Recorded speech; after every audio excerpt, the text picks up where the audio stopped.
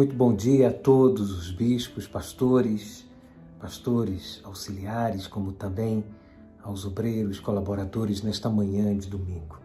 Eu gostaria de convidá-los a fazer uma oração. Feche os seus olhos, respire profundo. Meu Pai, em o nome do Senhor Jesus, eu invoco o Teu nome, que é poderoso para livrar, para fortalecer o fraco, para levantar o caído, orientar o desorientado, para animar o desanimado. Que agora, através da nossa voz, esse mal-estar, esse cansaço, essa dor, esse sono, esta irritação ou preocupação que está desviando a atenção deste Teu servo, seja agora arrancado da mente, do corpo e do coração. Pois em o nome do Senhor Jesus, eu determino que a nossa voz seja como fogo para queimar e reduzir a cinzas tudo aquilo que possa tentar obstruir, tentar impedir ou tentar contaminar a nossa oferta a Ti, que é o nosso culto racional, a nossa meditação na Tua palavra, o nosso serviço a Ti. Seja livre, seja fortalecido e que esta reunião, esta meditação seja abençoada em todos os sentidos. E você que concorda, diga amém. Graças a Deus. Muito bem, dando continuidade ao estudo do livro de Pedro, a primeira epístola de Pedro, estamos no capítulo 4, paramos no versículo 5, quando disse: os quais hão de dar conta ao que está preparado para julgar os vivos e os mortos. E este é o Senhor Jesus, que ressuscitou dentre os mortos e, claro, é o único capaz de julgar os vivos e os mortos, porque ele esteve também aqui em um corpo físico neste mundo como você e eu, e em tudo foi tentado, mas em nada pecou, porque ele decidiu fazer a vontade do Pai, mostrando assim para mim e para você que, apesar das nossas limitações, das nossas imperfeições, por sermos pecadores, nós não temos por que também viver no erro, no pecado, como os outros que desconhecem a vontade de Deus e que nem têm o Espírito Santo. E claro, sem o Espírito Santo é impossível nós vencermos as tentações, tribulações, as pressões que nós, seus servos, sofremos por servirmos a Deus na justiça, na misericórdia e na fé. Então o Senhor Jesus vai julgar os mortos e os vivos.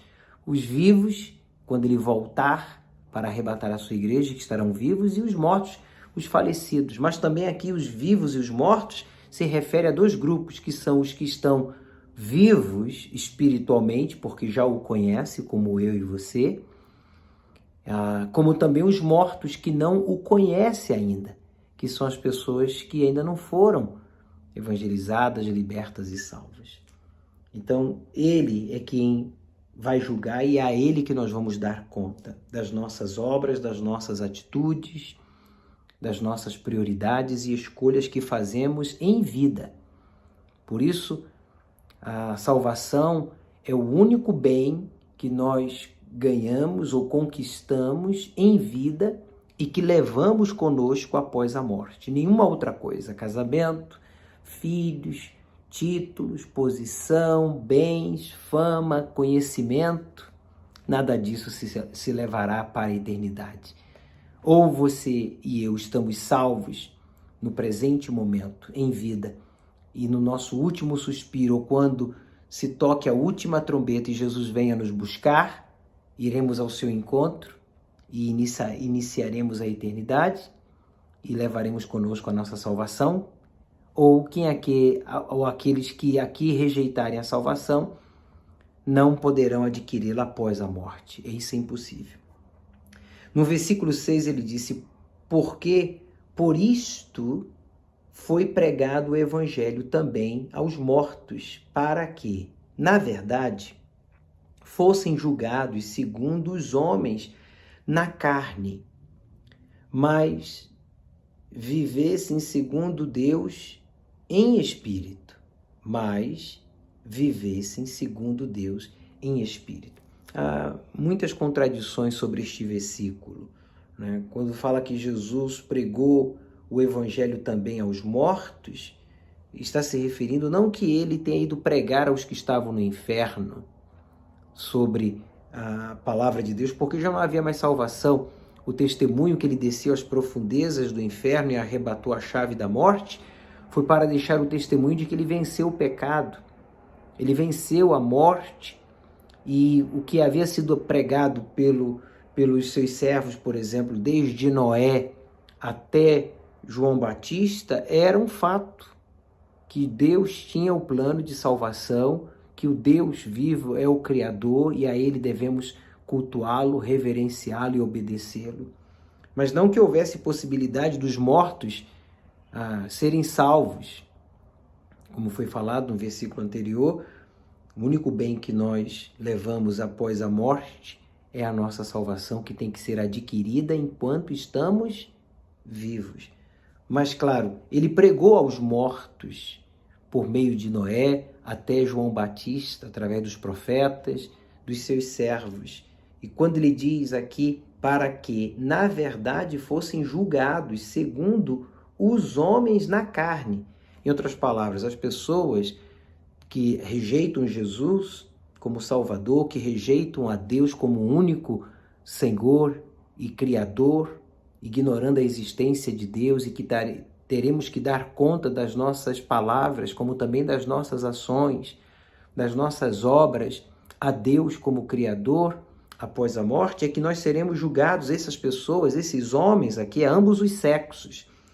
Quer dizer, quando fala homens, está se referindo à criatura. A mulher foi criada à imagem do homem e Deus criou o homem à sua imagem.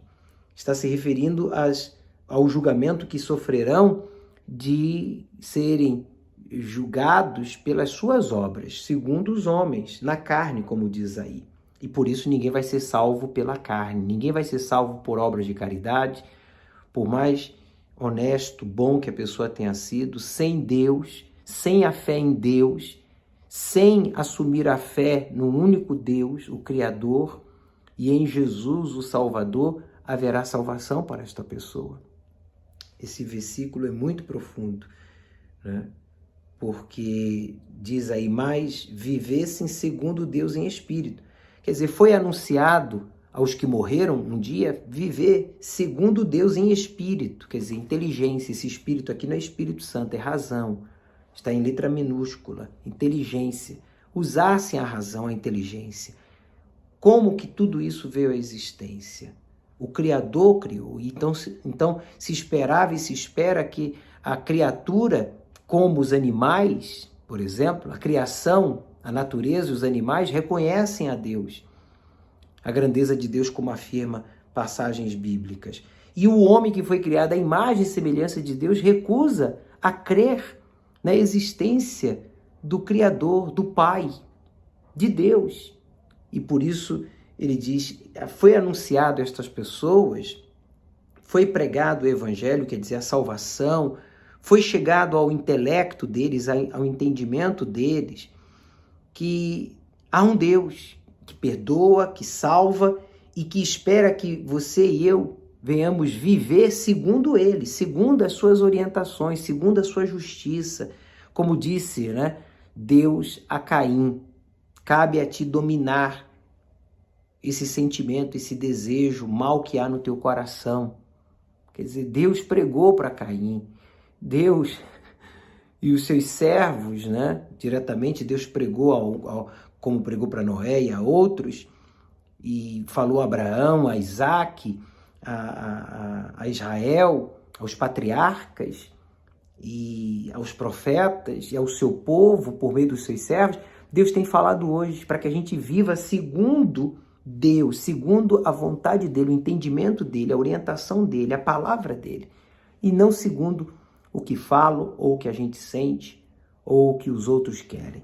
No versículo 7, ele diz, e já está próximo o fim de todas as coisas. Portanto, sede sóbrios e vigiai em oração. Nós estamos vivendo tempos difíceis. Estamos vivendo, como diz aí o texto sagrado, está próximo o fim de todas as coisas. Deus vai julgar a todos.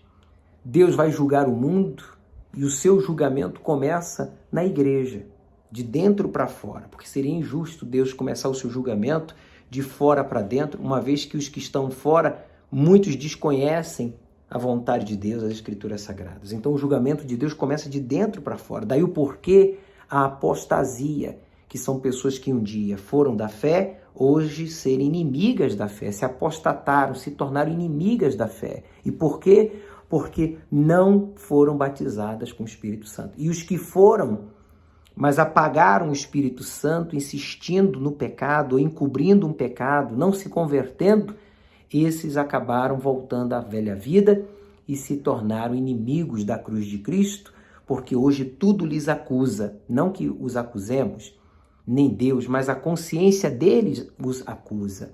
E por isso eles evitam a fé, evitam a igreja, evitam um contato com você, comigo, com nós que somos de Deus. Então, ele diz, olha, está próximo o fim de todas as coisas, portanto, sede sóbrios. Esteja sóbrio. Quer dizer, uma pessoa embebedada, ela não tem os seus sentidos, né, 100%.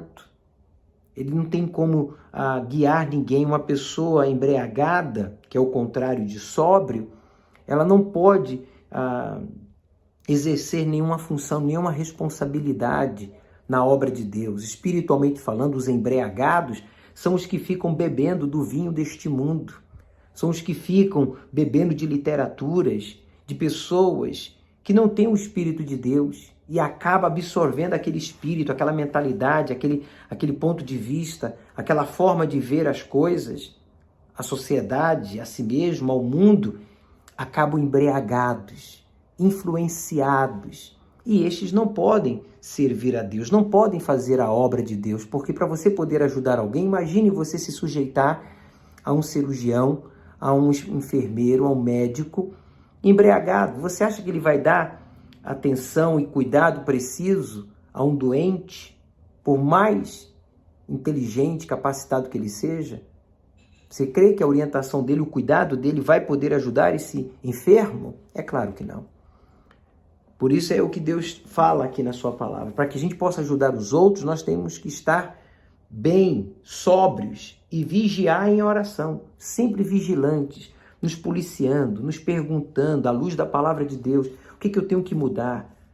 O que eu tenho que praticar que eu não estou praticando?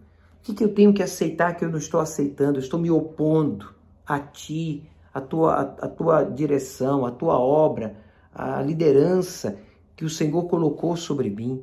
A gente tem que fazer essa pergunta em espírito de oração para que a gente possa nos avaliar e servir a Deus mais e melhor.